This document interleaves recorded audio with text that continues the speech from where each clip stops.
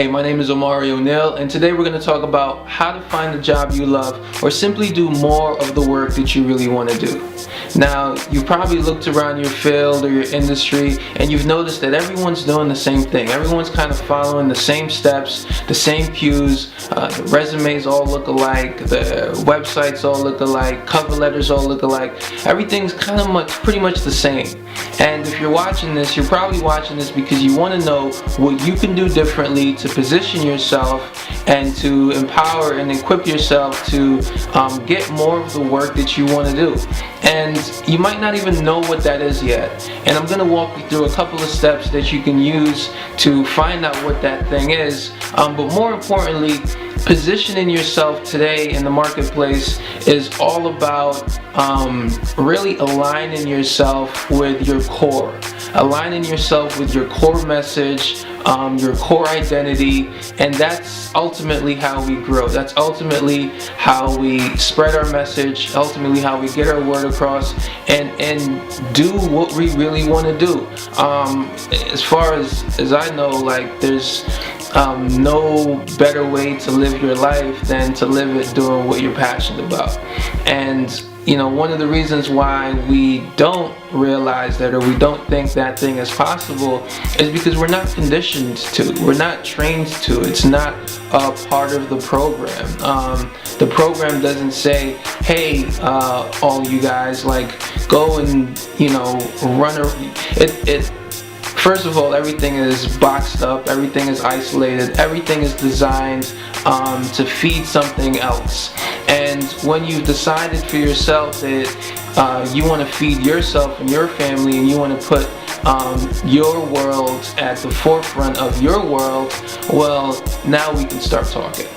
And how we do that is we have to find that thing. We have to really dig deep and spend some time, spend a lot of quality time really looking at yourself objectively, subjectively, to really get to who you are, who you really are. You know, we've got two identities. We've got a shell identity. We've got the label that we've attached ourselves to, whether it's a job description or whether it's our major, or it's the thing that we can say about ourselves that's like attaches us to a group. It associates us. It makes us feel a part of something.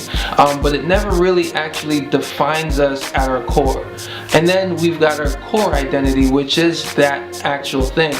And it's the thing that has always been with you. It's the thing that people recognize you for your whole entire life.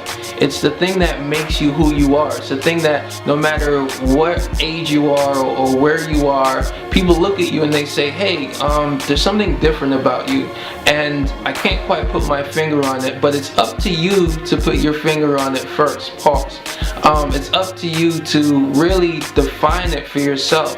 And if that's a struggle, well, you can also project yourself forward. You can also, think about the person that you'd like to become. Because when you really do that honestly and you do an honest assessment of the person you want to become, it allows you to step outside of yourself. And that's when you realize the person who you want to be is really just the person you've always been.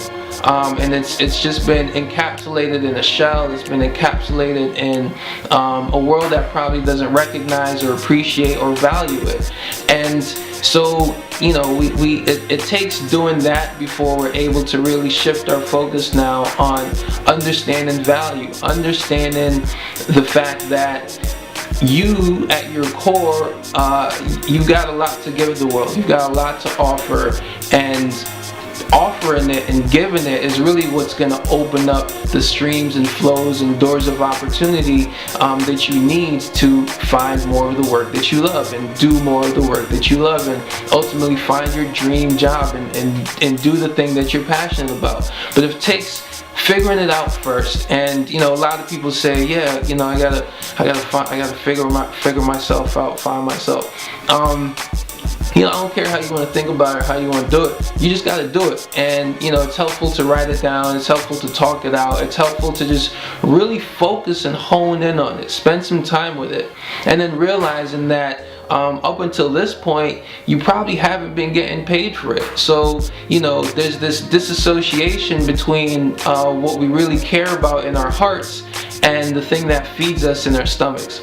And you want to be able to connect the two. You want to be able to connect your heart to your stomach, because once you've connected your mind, your heart, your stomach, your whole entire being, well, now you can start to flow in a way that's going to create opportunities, in a way that's going to open up your world, and it's going to open up the world of people who come in touch with you.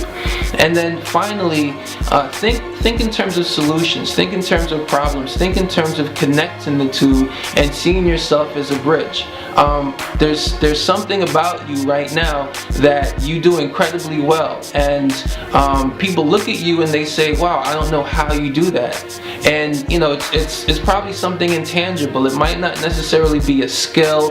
It might be the way you talk to people. It might be the way people feel just simply being in your energy, feel in your space. They just feel good. They like to be around you. Or it could be the fact that you're meticulous and that you're organized and that you're able to structure your thoughts in a particular way. It doesn't matter. You do something incredibly well that no one else around you does, and unless you do that thing is going to leave you. It's kind of like the parable of I don't even remember how the parable goes, but the whole point is you've got to use it, and you've got to use it in a very deliberate and a very specific way, and that way is in order to solve a problem for someone. You've got to use it to meet a need. If you're not meeting needs where they're at, then you might as well go back to work. You might as well, meet the need of your employer or your boss or whatever the case may be. But you've got to find out openly and honestly, what do you need and how can I fill that gap? And once you start doing that, and once you do that consistently and deliberately, well, now your resume will make a whole lot more sense. Your cover letter is just going to be more vibrant. It's going to speak directly to your hiring manager, whoever it is. And your website is going to be like, okay, cool. Like, I understand this person. I see what they can do for me.